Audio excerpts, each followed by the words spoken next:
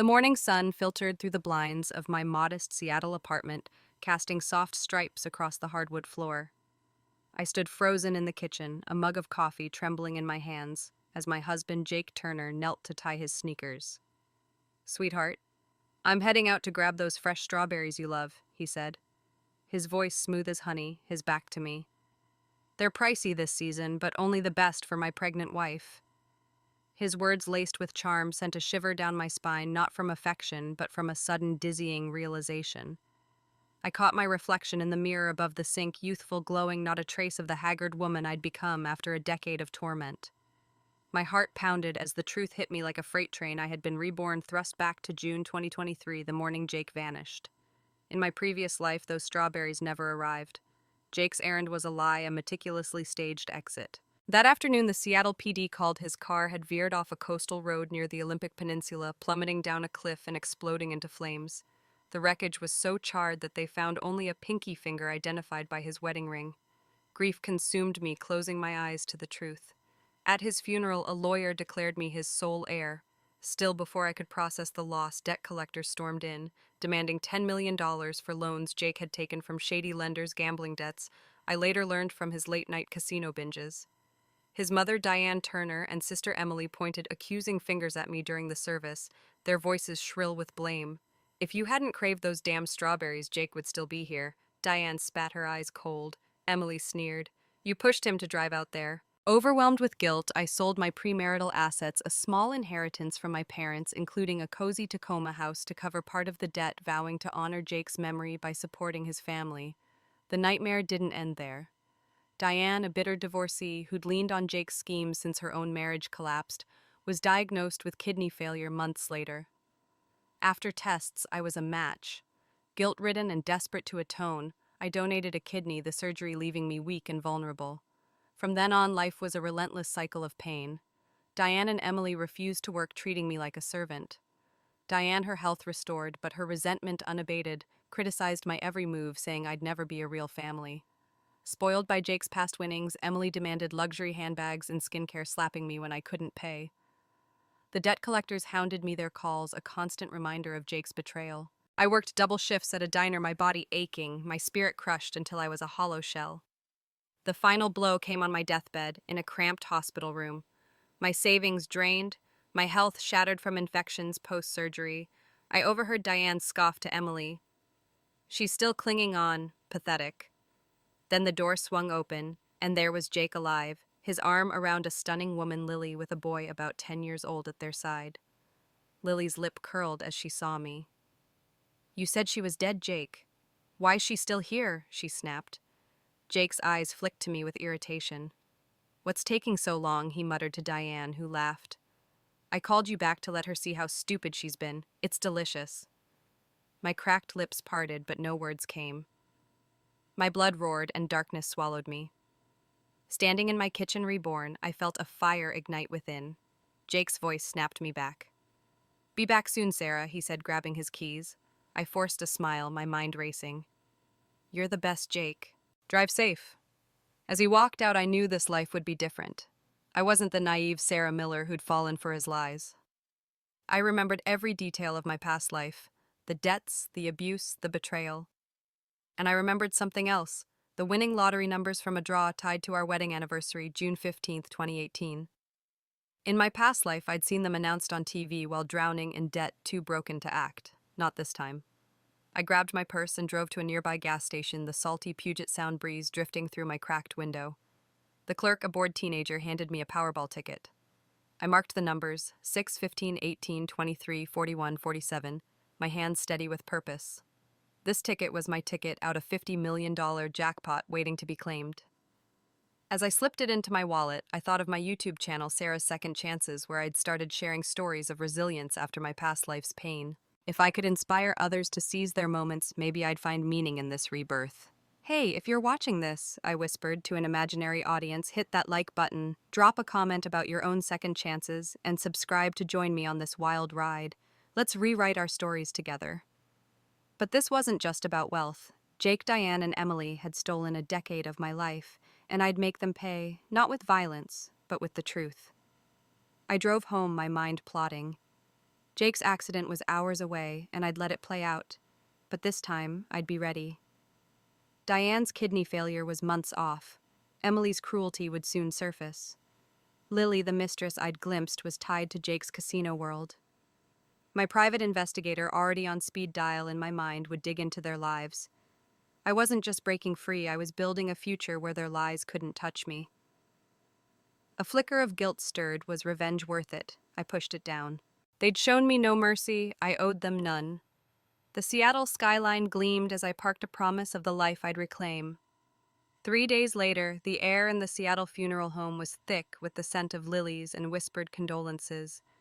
Jake's urn sat on a polished oak table surrounded by photos of his smiling face. Photos I now knew hid a liar. In my previous life, I'd collapsed in grief here, believing I'd lost my soulmate. This time, I stood tall, my eyes red from menthol-soaked tissue I'd dabbed on before arriving. The crowd, Jake's cousins, old college friends, and curious neighbors watched as I stepped forward, my black dress clinging to my frame, still rounded from early pregnancy. I let out a practiced sob, clutching the podium. "Jake, why'd you leave me like this?" I wailed, my voice carrying across the room. "I knew your mom was sick, but I let you drive alone to her place in Port Angeles. I should have gone with you." The words landed like a stone in a still pond. Whispers rippled through the crowd. Diane's kidney failure wasn't public knowledge. She'd kept it quiet, even from family, until it suited her narrative. I pressed on my voice, breaking just enough to seem genuine. "I should have been there, even if Diane and Emily always found fault with me. They'd yell, say I wasn't good enough for you, but I loved you, Jake." Heads turned, eyes narrowing at the empty chairs reserved for Diane and Emily, who hadn't yet arrived. I'd planted the first seed of doubt, exposing their cruelty without accusing them outright. In my past life, I'd been too grief-stricken to notice the inconsistencies in Jake's accident. The crash site, far from any strawberry farms, was on a remote road to Diane's house. This time, I'd used their own lies against them. Diane and Emily swept in, late, their faces composed but smug, as if Jake's death was just a formality. Despite her poverty, her graying hair was pulled tight and Diane wore a designer coat. Emily, in her early 20s, had the same entitled smirk I remembered from years of her demands. They thought they'd play the grieving family, pinning Jake's death on me to milk my guilt. Diane's eyes locked on me and stormed forward, trembling with rehearsed rage. "You and your strawberry cravings killed him, Sarah," she snapped, loud enough for the room to hear.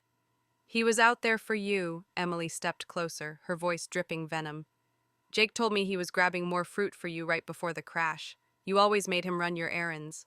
I clutched my chest, letting tears spill, but my mind was sharp. "If blaming me helps you cope, Diane, I'll take it," I said softly, my voice carrying a tremor of feigned guilt. "But Jake wasn't near any farms. The police said his car went off the cliff on Highway 101 heading to your place. I wish you'd told me you were sick, I'd have come too." The crowd's murmurs grew louder, relatives exchanging glances. Diane's illness, secrecy, and the crash's odd location didn't add up. I'd flipped their script, making them the villains in the eyes of Jake's Uncle Tom and his cousin Lisa, who whispered furiously in the back. The funeral proceeded, but the mood had shifted. Jake's once sympathetic friends now eyed Diane and Emily with suspicion. I sank into a chair, dabbing my eyes as the lawyer, Mr. Evans, entered, his black suit crisp against the muted room. "Sarah Miller, you're Jake Turner's sole heir," he announced, holding a folder with Jake's will, a pathetic list of assets, a leased car, a small bank account, and a storage unit of gambling memorabilia. Diane and Emily's eyes lit up, their grief act faltering. "Sign it, Sarah." Diane urged, her voice too eager. "Let Jake rest in peace." Emily nodded, practically bouncing. "Yeah, let's finish the funeral." I hesitated, milking the moment. In my past life, I'd signed without thinking, inheriting Jake's $10 million debt. Washington state law ties debts to inheritance. By signing, I'd taken on his loans, oblivious to my rights. Not this time. I stood addressing the room. Jake always put his family first. Even when we struggled, he sent most of his paycheck to Diane and Emily. "I can't take this inheritance. It should go to Diane's medical bills." Relatives nodded, Tom giving me a thumbs up. I signed a waiver renouncing all claims. The lawyer's brow furrowed, but he accepted it. Diane and Emily's smiles froze as debt collectors, tipped off by my PI, burst through the doors. Their suits were cheap, but their glares were menacing. "Jake Turner owed us $10 million, one growled. "Who's paying?" Diane pointed at me, frantic. "She's his wife. Make her pay." I turned to Mr. Evans, my voice shaky but clear. If I waive the inheritance, am I liable? He shook his head. No, Ms. Miller. The debt passes to the next heirs, Diane and Emily Turner. Emily's face crumpled and Diane's mouth opened in a silent scream as the collectors surrounded them. The crowd's whispers turned to gasps, Jake's family exposed as Greedy faced the consequences of his lies. I slipped out, my heart racing, not with guilt but triumph. I'd turned their trap against them, but a quiet voice wondered, was I becoming as ruthless as they were? I pushed it aside, stepping into the Seattle rain, ready for the next move. The fluorescent lights of the Seattle funeral home buzzed overhead as I stood among the mourners, my black dress a shield against the prying eyes of Jake Turner's relatives. Moments ago, I'd turned the tables on his mother Diane and sister Emily, exposing their cruelty with carefully timed tears and a calculated revelation about Diane's secret kidney failure. Their accusations that my craving for strawberries caused Jake's fatal crash had backfired, painting them as callous in the eyes of the crowd. The air was thick with tension, the whispers of cousins and friends shifting from sympathy to suspicion. I dabbed my eyes with a menthol-soaked tissue, maintaining the illusion of grief, but inside my heart thrummed with purpose. This wasn't just about clearing my name, it was about justice for the decade of torment I'd endured in my past life. In that previous life, I'd been Sarah Miller, the naive wife who believed Jake's lies about a strawberry run, only to learn after his staged death that he'd left me with $10 million in gambling debts. Diane and Emily had guilted me into selling my parents' Tacoma house and donating a kidney to Diane, then treated me like a servant while I slaved to pay off Jake's creditors. My rebirth on that June 2023 morning gave me a second chance, and I'd already secured a $50 million Powerball ticket, its numbers etched in my memory from our wedding anniversary. Now at Jake's funeral, I was ready to spring the trap that would shift his debts to his family. The oak-paneled room grew quieter as Mr. Evans, a wiry lawyer in a crisp black suit, stepped forward, clutching a folder. "Sarah Miller, you're Jake Turner's sole heir," he announced, his voice cutting through the murmurs. He opened the will listing Jake's meager assets, a leased Ford Mustang, a $2,000 bank account, and a storage unit stuffed with casino chips and signed baseball cards, relics of his gambling obsession. Diane's eyes gleamed, her graying hair pulled tight in a bun, betraying her eagerness. Emily, her face framed by a designer scarf she couldn't afford, leaned forward, barely hiding her greed. "Sign it, Sarah." Diane urged, her voice syrupy with false warmth. "Let Jake rest in peace." Emily nodded, her smirk familiar from years of demanding luxury goods. She added, "Let's wrap this up as if the funeral were a chore." I clutched the podium, letting my hands tremble for effect. In my past life, I'd signed without question, inheriting Jake's debts and sealing my fate. Washington state law, I'd learned, ties debts to inheritance by accepting Jake's assets. I'd taken on his loans from predatory lenders tied to his casino debts. This time, I knew better. I said Jake always put his family first. My voice soft but loud enough for the room to hear. He sent most of his paycheck to Diane and Emily even when we couldn't pay our rent. I can't take this inheritance, it belongs to them for Diane's medical bills. I looked at Jake's Uncle Tom and Cousin Lisa, who nodded approvingly, their faces softening with admiration. Diane's smile faltered and Emily's eyes widened, sensing a shift. I signed the waiver with a flourish, sliding it to Mr. Evans. "I renounce all claims to Jake's estate," I said, my tone heavy with feigned sacrifice. The lawyer's brow furrowed. He knew what was coming, but he nodded, stamping the document. Under Washington's Uniform Probate Code, debts follow the estate to the next heirs, Diane, Jake's mother, and Emily, his sister.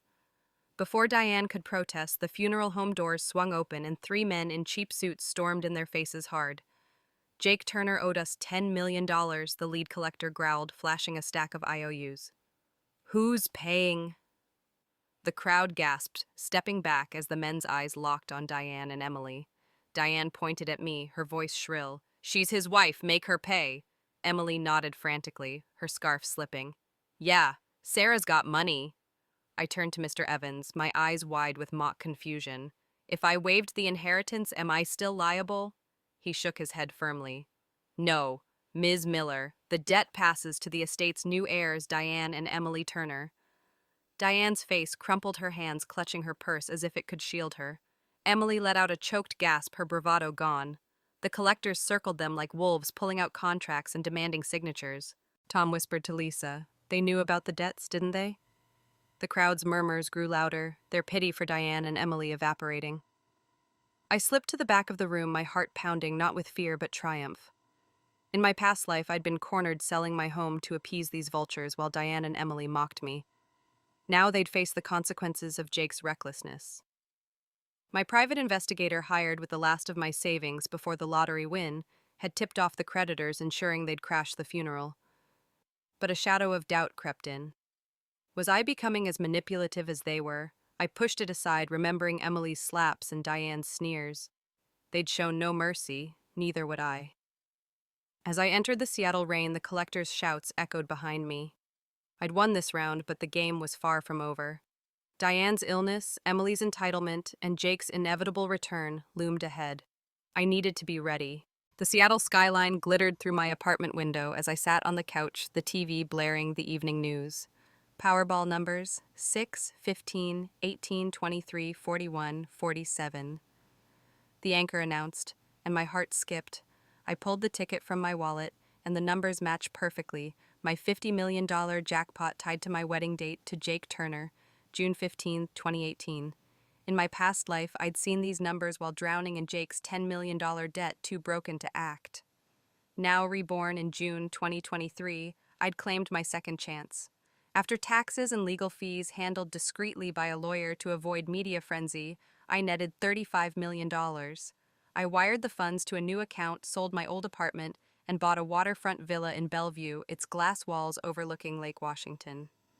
The move was a clean break from the life where Jake's family had drained me dry. I sat on my new leather sofa sipping coffee as my private investigator Carla sent her first report. Diane Turner, Jake's mother, was spiraling. Her kidney failure, untreated without my donation, had landed her in Harborview Medical Center's overflow ward, a grim corner of Seattle's public hospital. Evicted from her foreclosed Port Angeles home, she relied on Emily, who was couch surfing with friends, and her designer clothes were pawned to cover rent. Carla's digging revealed Diane's bitterness. Her divorce from Jake's father, a compulsive gambler, had left her dependent on Jake's casino winnings, fueling her resentment of my independence. Spoiled by Jake's cash, Emily envied my youth and once called me Jake's charity case. Their cruelty wasn't just greed, it was personal, a twisted need to control. I leaned back, staring at the lake's ripples. In my past life, I'd been blind to Jake's gambling, believing his late nights were work trips. I trusted Diane's demands for family support, not seeing her entitlement rooted in her failed marriage. Emily's slaps and insults demanding Gucci bags while I recovered from kidney surgery had broken me. Now I saw clearly their abuse was a power play and I'd been their pawn. I could have paid their debts with my wealth, but why save those who'd tormented me? I blocked their numbers, the silence freeing. Yet a pang of guilt hit me. Diane was dying, Emily was homeless. Was I punishing them too harshly? I shook it off, remembering their laughter as I lay dying in my past life, Jake's mistress, Lily, sneering at my side. Carla's following report detailed Lily, a former casino dealer whom Jake met at Tula Lip Resort Casino. She'd fallen for his charm, unaware of his debts, and bore his 10-year-old son. They were hiding somewhere. Carla was tracking them. I needed to know Jake's moves. His faked death meant he'd return, likely sniffing out my wealth. I'd leaked hints of my lottery win on social media, using a fake name to bait him without exposing myself. The Seattle Times had run a vague story about a local winner, and I knew Jake's greed would draw him back. I walked to my villa's balcony, the city's lights reflecting on the water. My new life felt surreal, $35 million, a mansion, freedom. But it wasn't enough. In my past life, I'd worked double shifts at a diner, my body aching from surgery, while Diane and Emily mocked my pain. I'd believed Jake loved me, ignoring his late-night calls and secretive bank withdrawals. My naivety had cost me everything. Now I was smarter, but the weight of my plans pressed on me. Revenge felt right, but it hollowed me out. I thought of Ryan Carter, my college friend who'd always had my back. We'd bonded at the University of Washington, two queer kids navigating a conservative dorm. Maybe he'd help me stay grounded. I called Carla, instructing her to monitor Diane's hospital stays and Emily's whereabouts. I added that I wanted to find out if Jake's surfaced. He's out there and I want to be ready. She promised updates, her voice calm but sharp. As I hung up, I glanced at a photo on my phone, me and Ryan at graduation, laughing. I needed allies, not just wealth, to face Jake's return. The villa's quiet felt like a promise, but also a warning. I'd won the lottery and dodged the debt, but the Turners' desperation would push them to strike back. I closed my eyes, the lake's breeze cool on my face. This life was mine. but the fight was beginning.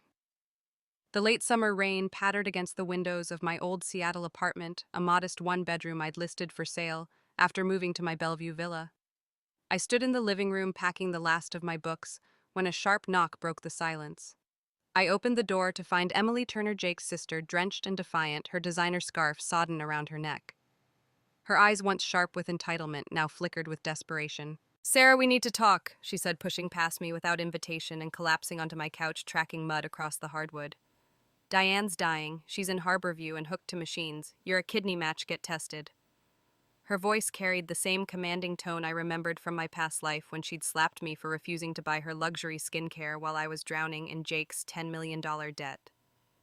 In that previous life, Reborn from June 2023, I'd learned the truth. Jake had faked his death, leaving me to face his gambling debts while he lived with his mistress Lily and their son. Diane and Emily had guilted me into selling my parents' Tacoma house and donating a kidney to Diane, then tormented me for years. Emily's cruelty stood out. She demanded I sell myself to cover their expenses, sneering that I was young enough to make money while she and Diane lived off my suffering. Now, weeks after I'd trapped them with Jake's debts at his funeral, Emily thought she could manipulate me again. I crossed my arms, staring her down. "Why would I help you, Emily? You and Diane bled me dry for a decade. Jake had a mistress and a kid. Your family lied to me." Emily's face twisted, but she forced a scoff, brushing wet hair from her eyes. "You're twisting everything, Sarah. Jake loved you. We're family. You owe us."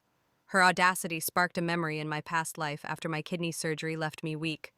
Emily had slapped me for refusing to buy her a $500 handbag, saying if it weren't for you, Jake would have gotten it for me.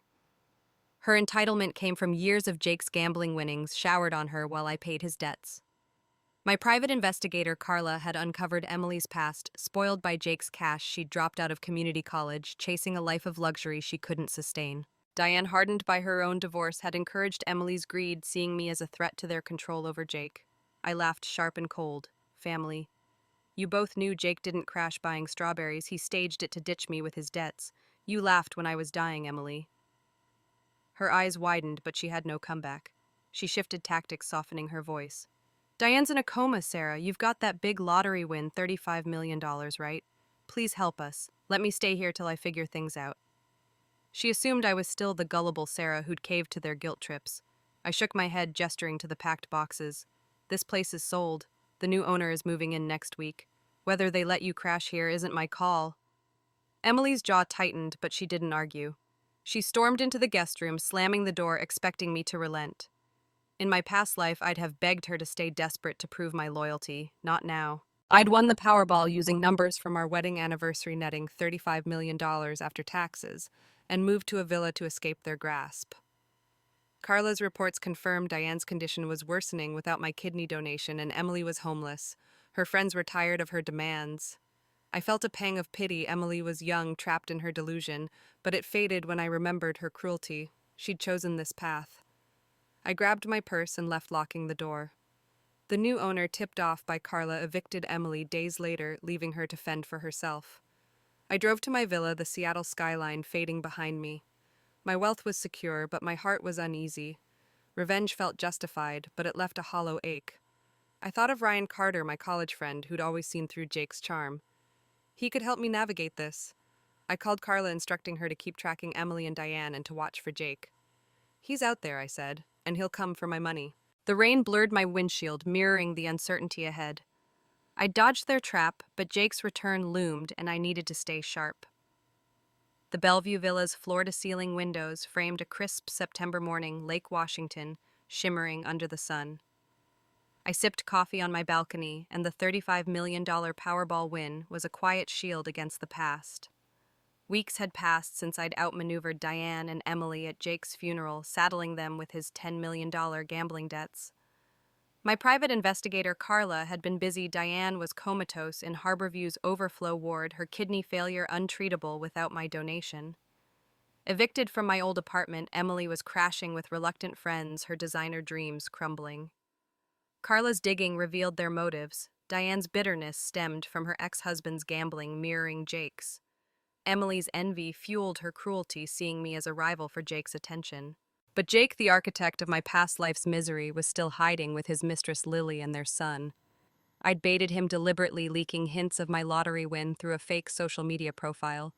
A Seattle Times article about a mystery local winner had gone viral, and Carla's sources confirmed Jake was back sniffing out my wealth from an offshore account in Vegas. I knew he'd strike, and I was ready. That morning, my housekeeper buzzed the intercom. 3 guests, Ms. Miller. They insist on seeing you. I smoothed my dress and nodded. Let them in. Jake Turner strode into my living room, his boyish charm faded but his eyes sharp with greed. Behind him were Emily, her face gaunt, and a lawyer, Mr. Evans, clutching a briefcase. Jake dropped to his knees, tears welling. Sarah, I'm so sorry. Faking my death was a mistake. I missed you every day. Emily chimed in, her voice pleading. We love you, Sarah. Diane's dying. Come back to us. With your money, you could clear Jake's debts easily. I raised an eyebrow, suppressing a smirk. In my past life, Jake's death in a staged crash had left me to face his creditors while he lived with Lily, a casino dealer he'd met at Tulalip Resort. Diane and Emily had mocked me as I died, revealing their betrayal. Now they thought they could manipulate me again. Mr. Evans cleared his throat. Ms. Miller, under Washington's revised Code Title 26, a marriage is restored if a death declaration is revoked. Jake's marriage to you is valid again. My stomach twisted, not from fear, but anticipation. I'd anticipated this loophole, a rare law Carla had warned me about. Jake thought he could claim my wealth as my husband. I signaled my housekeeper, who opened the study door. Ryan Carter, my college friend from the University of Washington, strode in, his easy grin lighting the room. He held a marriage certificate, crisp and official. Jake, meet my husband, Ryan Carter, I said, my voice steady. Ryan, openly gay and partnered with his boyfriend, had agreed to a platonic marriage to protect me legally. We'd filed it weeks ago after I'd learned Jake was alive. Sarah remarried, Ryan said, waving the certificate. Your claim's void, buddy. Mr. Evans adjusted his glasses, scanning the document. He's correct. A subsequent marriage terminates the prior one upon revocation of a death declaration. Jake's face darkened, his tears drying fast. Emily gasped, clutching her bag. You can't do this, she sputtered. I tilted my head, smiling. Funny how life works. I lost my husband, got rich, and moved on. But I'm not paying a dime for your debts, Jake. Legally, we're done. I gestured to the door. You know the way out. Jake stood, his jaw tight. You'll regret this, Sarah. Diane's dying. You called her mom once. I laughed, cold and sharp. Diane told me I'd never be family. I owe her nothing. Emily tried to speak, but I cut her off. And you, Emily, you slapped me when I couldn't buy your Gucci bags. Save your tears. They shuffled out, Mr. Evans trailing his briefcase limp. Carla's report later confirmed Jake was furious, plotting his next move. I leaned against the window, Lake Washington's calm mocking my racing heart. Ryan flopped onto the couch. You're a badass, Sarah, he said, stealing my coffee. I smiled, but guilt gnawed at me. Diane's coma. Emily's desperation, my revenge was working, but it felt hollow. Jake was the real target, and I needed to end this. I called Carla. Find out where Jake's hiding. He's not done yet. The fight was far from over, but I was ready to play dirty. The September breeze swept across my Bellevue Villa's balcony, carrying the faint tang of Lake Washington. I leaned against the railing, the Seattle skyline, a distant glow, my mind heavy with memories.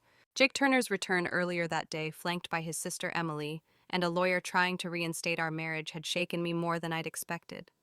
Outwitting them with my platonic marriage to Ryan Carter felt like a victory, but it stirred ghosts from my past life, a decade of torment, that fueled my resolve for revenge. In that previous life, Reborn from June 2023, I'd been blindsided by Jake's faked death, a staged car crash that left me with his $10 million gambling debts. His mother Diane and Emily had manipulated me into selling my parents' Tacoma home and donating a kidney to Diane, then treated me like a servant. At the same time, I slaved to pay off creditors. Now, with my $35 million Powerball win, I'd turned their trap against them at Jake's funeral, saddling them with his debts. But the memories of their cruelty cut deeper than I'd admitted. I closed my eyes, and the past flooded back. Diane's voice, sharp and bitter, echoed in our old Seattle apartment. Don't think marrying Jake makes you family, Sarah. You're just his burden. Her resentment stemmed from her divorce, which Carla, my private investigator, had uncovered. Diane's ex-husband, a compulsive gambler, had left her broke, and she'd pinned her hopes on Jake's casino winnings, seeing me as a rival for his loyalty. She'd demanded I call her mom while berating me daily, her anger fueled by my independence, a college degree, a job, a life she'd never had. After I donated my kidney weak and bedridden, Diane had sneered, "You're no martyr. Jake deserved better." Her words were a knife twisting my guilt into submission. Emily was worse. Spoiled by Jake's cash, she'd dropped out of community college, chasing a life of luxury. In my past life, when I couldn't afford her $500 Gucci handbag after my surgery, she'd slapped me her nails, leaving red welts. "If it weren't for you, Jake would have bought it." She spat her envy clear. She hated my youth, my resilience, even as she leeched off my pain. Once, when I refused her demand for luxury skincare, she'd suggested I sell myself to cover their debts, laughing as I flinched. "You're young and pretty," she'd said. "Make money while you can. Diane and I need your income." Her cruelty wasn't just greed, it was personal, a need to break me to feel superior. The worst memory was my deathbed in a cramped hospital room, my body wrecked from infections and debt. Jake had walked in alive, his arm around Lily, his mistress, a former casino dealer he'd met at Tulalip Resort. Their son, about 10, clung to Lily's side. She'd sneered at my dying form. "Why isn't she dead yet, Jake?" "This is a buzzkill," Diane had laughed, admitting they'd called Jake back to gloat, to crush me from the inside out. The betrayal had shattered me, my blood roaring as darkness closed in. Now reborn, I saw their motives clearly. Diane's resentment, Emily's envy, Jake's greed, Lily's complicity. They'd exploited my love, my loyalty, turning me into a pawn. I opened my eyes, the lake's ripples grounding me. My villa bought with my lottery win was a fortress, but revenge was a fire I couldn't quench. Diane was comatose in Harborview. Emily was homeless, her friends done with her. Carla's reports confirmed Lily was still with Jake, hiding somewhere, possibly Vegas, given his offshore account. Knowing he'd try again, I baited Jake with leaks about my wealth. But a flicker of doubt gnawed at me. Was I becoming as cruel as they were, orchestrating their downfall? I thought of Ryan, my college friend, who'd married me to block Jake's legal ploy. His humor, his loyalty, kept me sane. I needed to escalate my plan, not just for justice, but to ensure they'd never touch me again. I called Carla. "Dig deeper into Jake's moves. I want to know his next step." The past had taught me one thing: survival meant playing brighter, dirtier than they ever could. The Tacoma Park was eerily quiet, its scraggly pines swaying in the October wind. I sat at a weathered picnic table, my purse on the bench, my phone recording silently in my jacket pocket. Carla, my private investigator, had tipped me off. Jake, driven by greed for my $35 million Powerball win, had taken a bait I'd planted through a business consultant, a hired actor posing as a shady advisor. The consultant had fed Jake a scheme, forge evidence to blackmail me, claiming I knew about his debts and staged crash. Now Jake had demanded a meeting in this deserted park, far from Seattle's prying eyes. I'd prepared for this, my heart steady but my nerves electric. In my past life, Jake's faked death had left me with his $10 million gambling debts, while he lived with his mistress Lily and their son. His mother Diane and sister Emily had tormented me for years, and I'd already trapped them with his debts at his funeral. This was my chance to end Jake's game for good. He arrived alone, his leather jacket scuffed, his once charming grin replaced by a predator's smirk. He slid a folder across the table, its edges worn.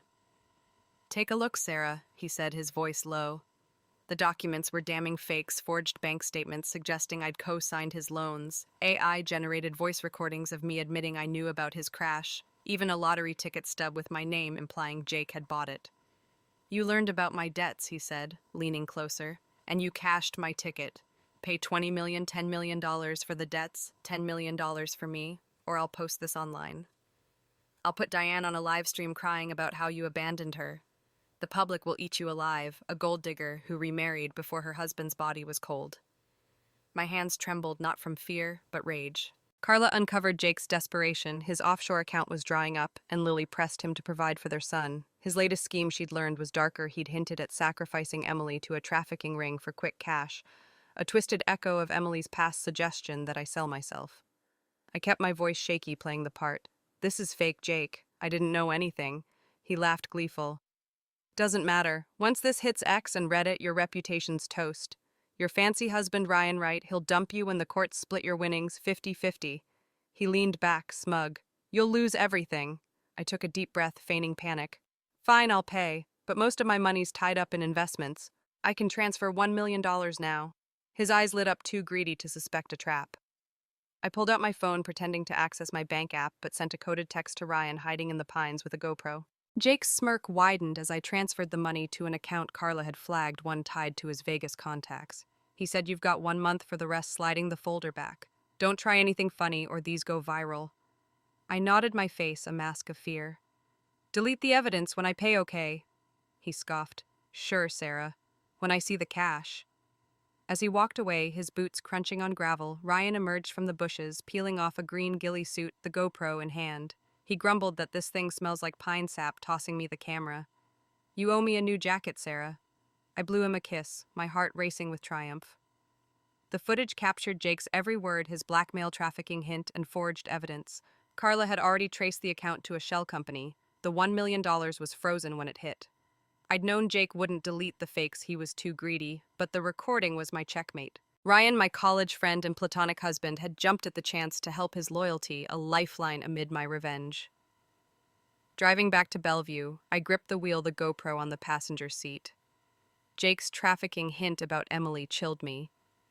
In my past life, her cruelty had broken me, but selling her to a cartel was a new low, even for him.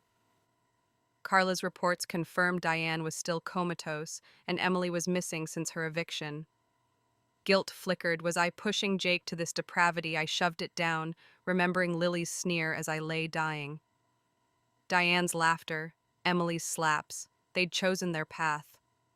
I called Carla from my villa, and the lake was dark outside. "Send the footage to the Seattle PD. And find Emily. I need to know if Jake's trafficking threat is real." The trap was set, but the cost of revenge weighed heavily. Jake was cornered, but he was dangerous, and I needed to be ready for his next move. The Seattle Police Department's precinct smelled of stale coffee and ink, its fluorescent lights casting harsh shadows across the linoleum floor. I sat in a small interview room, my hands trembling, around a paper cup of water, the GoPro footage from the Tacoma Park confrontation burning a hole in my purse. Hours earlier, I'd outmaneuvered Jake Turner, my ex-husband, who'd faked his death in June 2023, leaving me with his $10 million gambling debts in my past life. He'd tried to blackmail me for $20 million using forged documents and AI-generated recordings to claim I'd known about his debts and staged crash. But I'd played him, transferring $1 million to a traceable account, while my college friend Ryan Carter recorded the exchange from the bushes. In October 2023, I was ready to deliver the evidence that would bury him. I'd driven straight to the precinct from the park, Ryan at my side, his usual flair dialed down to match the moment's gravity. The officer across from me, Detective Ramirez, leaned forward, her dark eyes sharp. She said, "Ms. Miller, walk me through it," pen poised over a notepad. I took a shaky breath, playing the shaken victim. "Jake extorted me," I said, sliding the GoPro across the table. "He threatened to ruin me with fake evidence unless I paid $20 million. And he hinted he'd done something to his sister Emily, sold her to pay his debts." My voice cracked, not entirely an act. Jake's trafficking hint had chilled me, echoing Emily's cruel suggestion in my past life that I sell myself to cover their expenses. Standing by the door, Ryan jumped in, his voice steady but urgent. I followed Sarah to the park. She knew Jake was trouble. I hid in the bushes, got everything on camera. He gestured to the GoPro. He admitted to blackmail and implied he trafficked Emily. Check the footage. Ramirez plugged the camera into her laptop, her face hardening as Jake's voice filled the room. "Pay $20 million or I'll post this online." My sister. She made sacrifices. The footage showed his smug grin, the forged papers, and the bank transfer. I added that I hired a PI, Carla Ruiz. She confirmed Emily's missing, possibly trafficked overseas. Jake's account is tied to a Vegas shell company. Ramirez nodded, jotting notes. "We'll freeze the account and issue a warrant. Trafficking's a federal matter. We'll loop in the FBI." My heart raced, not just from triumph, but from a creeping unease. In my past life, Jake's faked death had left me to face his creditors, while he lived with his mistress Lily and their son. His mother, Diane, and Emily had tormented me, guilting me into selling my Tacoma home and donating a kidney to Diane. I'd already trapped them with Jake's debts at his funeral, using my $35 million Powerball win to escape their grasp. But Emily's fate, sold by Jake to a cartel, felt like a dark mirror of my own suffering. Carla had uncovered Diane's coma in Harborview Medical Center and Emily's disappearance after her eviction from my old apartment. Jake's greed had turned monstrous, but had my bait leaking. My wealth pushed him to this. I pushed the thought down, focusing on Ramirez's questions. Carla had traced the $1 million to a Vegas account linked to Jake's casino contacts frozen within minutes by the bank. The footage was airtight blackmail fraud and a trafficking admission. As Ramirez called for a forensic team, I glanced at Ryan, his eyes warm with support. We'd bonded at the University of Washington, two queer kids navigating a conservative dorm, and his platonic marriage to me had blocked Jake's legal ploy to reinstate our marriage. "You did well, Sarah," he whispered as we left the precinct. Outside, the Seattle rain was relentless, mirroring my turmoil. Jake screamed from the holding cell as we passed. "She's my wife, her money's mine," Ryan snapped back. "You were legally dead, pal. Sarah's with me now," I added, my voice breaking. "You sold Emily, Jake. I know what you did." His face twisted, but he had no defense. I poured wine at my Bellevue villa, and the lake was dark outside. Carla called, confirming the FBI was investigating Emily's trafficking, possibly to Mexico. "Jake's done," she said. "But Emily? She's likely gone." Guilt clawed at me, not for Jake, but for Emily. Her cruelty had broken me in my past life, but her blind trust in Jake had led to her downfall. Was I complicit in pushing him to this extreme? I sipped my wine, staring at the city lights. Revenge was working, but it left a bitter taste. I needed to see this through, not just for justice, but to ensure Jake could never hurt me again. The police were closing in, and I had to stay one step ahead. The Bellevue Villa was quiet, the November fog blanketing Lake Washington as I sat at my glass dining table. Carla's latest report spread before me. My revenge against Jake Turner was nearing its end, but the cost was heavier than expected. In my past life, Reborn from June 2023, Jake's faked death had saddled me with his $10 million gambling debts, while his mother Diane and sister Emily tormented me for years. I'd donated a kidney to Diane, sold my parents' Tacoma home, and slaved to pay creditors, only to learn Jake was alive with his mistress Lily and their son. Now, with my $35 million Powerball win, I'd turned the tables, trapping Diane and Emily, with Jake's debts at his funeral, outwitting his attempt to reinstate our marriage with a platonic union to Ryan Carter, and delivering blackmail evidence to the Seattle PD after a sting in a Tacoma park. Jake was in custody facing extortion and trafficking charges, but the fallout was grim. Carla's report painted a bleak picture. Diane, comatose in Harborview's overflow ward, had died alone in a rented Seattle apartment after her eviction from Port Angeles. Her kidney failure, untreated without my donation, had worsened, and neighbors only found her when the smell grew unbearable. I paid for her cremation, a final act of control, and scattered her ashes in a storm drain near Pike Place Market, a cold jab at her cruelty which Carla traced to her divorce from a gambler who'd left her broke. Diane had seen me as a threat, a woman with a degree and independence she'd never had, and her resentment fueled her abuse. I felt no pity, but the act left me hollow, reminding me how far I'd gone. Emily's fate was worse. Carla's FBI contacts confirmed Jake had sold her to a trafficking ring tied to his Vegas casino contacts, a desperate move to cover his debts after his offshore account dried up. Emily, spoiled by Jake's winnings and envious of my youth, had trusted him unquestioningly, only to be betrayed. She'd been sent to Mexico, where her defiant temper, once turned on me with slaps and insults, provoked her captors. She was tortured and killed within weeks, her body unrecovered. The news hit me like a punch. In my past life, Emily's cruelty had broken me, demanding luxury goods while I recovered from surgery. But her death felt like a twisted echo of my own suffering, a punishment I hadn't meant to orchestrate. Had my bait leaking my wealth driven Jake to this extreme? Lily, Jake's mistress, was rescued by Interpol in a raid on a cartel safe house.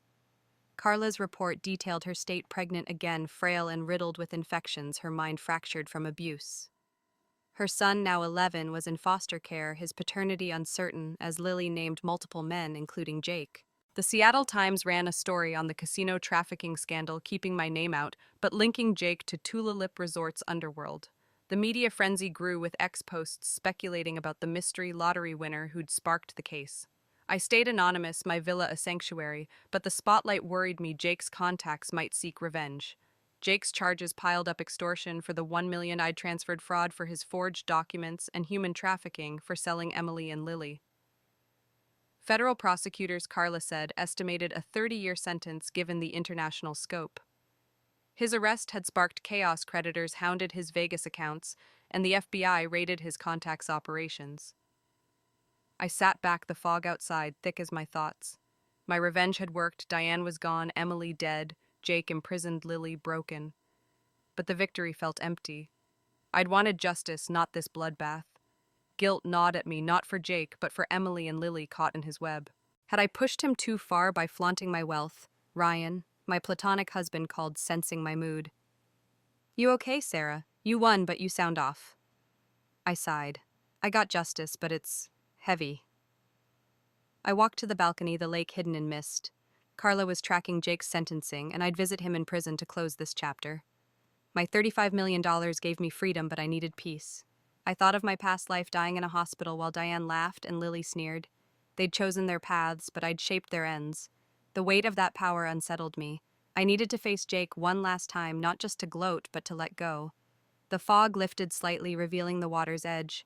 I wasn't the naive Sarah anymore, but I wasn't their monster. I had to find who I was, beyond revenge.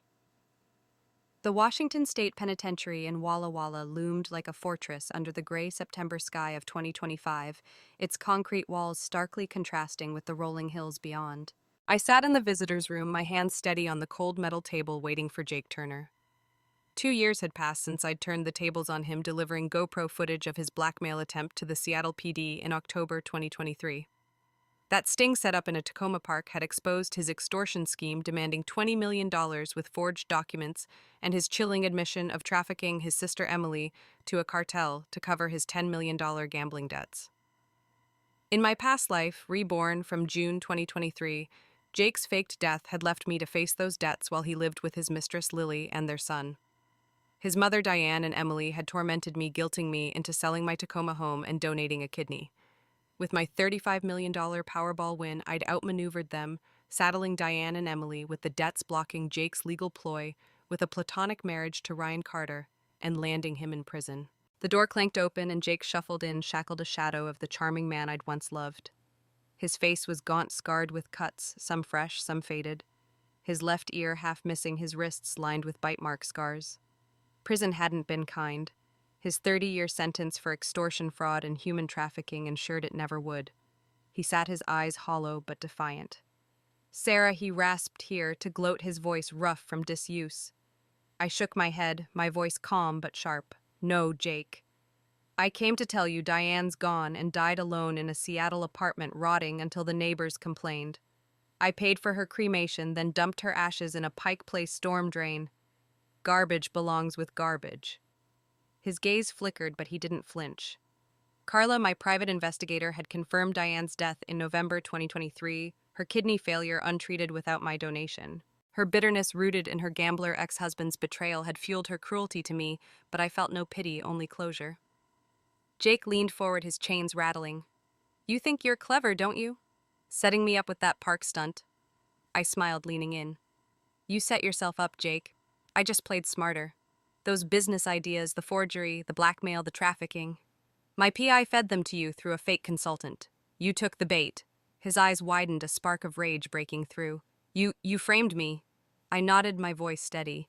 "You faked your death, sold Emily, and tried to ruin me. I made sure you'd pay." Carla had orchestrated the consultant, knowing Jake's greed would blind him. The GoPro footage capturing his $20 million demand and trafficking hint had sealed his fate. Emily, sold to a Mexican cartel, was tortured and killed for her defiance, a grim echo of her cruelty to me. Lily, rescued but broken, was in a Seattle halfway house, her son in foster care. Jake's world had collapsed, and I'd pulled the strings. He coughed, a wet, ragged sound, blood flecking his lips. "You think you've won? Your fake husband, Ryan, he's gay, using you for your money. He'll leave you diseased and alone." I laughed, the sound sharp in the sterile room. "Ryan, we're platonic, Jake. I married him to block your legal ploy. Washington's marriage restoration law was a cute try. We signed a prenup, my $35 million safe." His face twisted and he lunged forward, chains jerking him back. "You bitch," he spat, then collapsed, coughing blood, his body slumping. Guards rushed in, dragging him away as he passed out. I stood, the weight of my revenge settling. In my past life, Diane's laughter and Lily's sneers had haunted my deathbed. Now I dismantled their lies, but the victory felt heavy. Guilt lingered not for Jake, but for Emily's brutal end and Lily's suffering. Had my bait leaking my wealth pushed Jake to those depths, I walked out the prison's gates clanging shut. The Walla Walla air was crisp, but my heart was lighter not from Jake's pain, but from shedding my anger. Ryan was waiting in Seattle, my anchor. I needed to let go not just of Jake, but of the rage that had driven me. The drive back to Bellevue stretched ahead a path to something new. The spring sun broke through Seattle's clouds, glinting off Lake Washington as I sat at a waterfront cafe near my Bellevue villa, a notebook open before me. It was April 2025, and the past 2 years had reshaped my world. My revenge against Jake Turner was complete. His 30-year sentence for extortion, fraud, and human trafficking ensured he'd never touch me again. In my past life, Reborn from June 2023, Jake's faked death had left me with his $10 million gambling debts while his mother Diane and sister Emily tormented me into selling my home and donating a kidney. My $35 million Powerball win had turned the tables. I'd saddled them with. The debts blocked Jake's legal ploys with a platonic marriage to Ryan Carter and trapped him with GoPro footage of his blackmail attempt. Diane had died in a coma, a cartel killed Emily, and Jake's mistress, Lily, was a broken shell. But victory came with a cost, and I was ready to move beyond it. I sipped my coffee, jotting notes for a memoir, Second Chances, a story of spotting betrayal and reclaiming life. The cafe buzzed with locals, Pike Place Market's energy spilling over from downtown. My villa, bought with my lottery winnings after taxes, was my sanctuary. Still, I'd used my wealth for more donations to Seattle's women's shelters, art classes at the community center, and travel plans with Ryan and his partner, Alex. The media frenzy over Jake's trial had faded. The Seattle Times had moved on from the casino trafficking scandal, and I'd stayed anonymous, my social media leaks carefully masked. X posts still speculated about the mystery lottery winner, but Carla, my PI, ensured my privacy. Carla's final report lay in my bag, a grim epilogue. Diane's death in November 2023, alone in a rented apartment, had closed her chapter. Her ashes, scattered in a storm drain, were my final act of defiance. Emily's death in Mexico, tortured by her captors, haunted me. Her envy and cruelty, rooted in Jake's spoiling, had made her my tormentor, but her blind trust in him led to her end. Lily, rescued by Interpol, struggled in a halfway house, her son in foster care, his future uncertain. Jake broken in, Walla Walla would rot for decades. The FBI had dismantled his Vegas contacts, but the human cost, Emily's death, Lily's ruin, weighed on me. My bait, leaking my wealth, had pushed Jake to extremes, and though they'd chosen their paths, I'd shaped their falls. Ryan joined me at the cafe, his grin bright. Writing that bestseller he teased, stealing a fry. I smiled, grateful for his loyalty. Our platonic marriage, filed to block Jake's legal ploy, was more than a tactic. It was a bond forged at the University of Washington, where we'd navigated life as queer kids. "You kept me sane, Ryan," I said, nudging him. "Alex is lucky," he laughed. "He knows. But you're scary, Sarah. You took down a whole family." I sighed, closing my notebook. It wasn't just revenge. I needed freedom. Guilt had lingered Emily's death, Lily's suffering, but confronting Jake in prison had lifted it. I'd told him I'd orchestrated his business ideas, watching him break. It wasn't joy I felt, but release. I thought back to my past life, dying in a hospital while Diane laughed and Lily sneered. Love had closed my eyes to Jake's gambling, Diane's resentment, and Emily's envy. Rebirth gave me clarity, and my $35 million gave me power. But peace came from letting go. I'd started therapy, unpacking the trauma of my past life, and joined a writing group, finding purpose in sharing my story. The cafe's breeze carried the scent of salt water, and I imagined new horizons, maybe a trip to Paris with Ryan and Alex, a new love free of lies. The Seattle skyline gleamed, a promise of possibility. As I paid the bill, a young woman at the following table smiled, clutching a worn copy of a self-help book. "You look happy," she said shyly. I nodded, my heart full. "I am."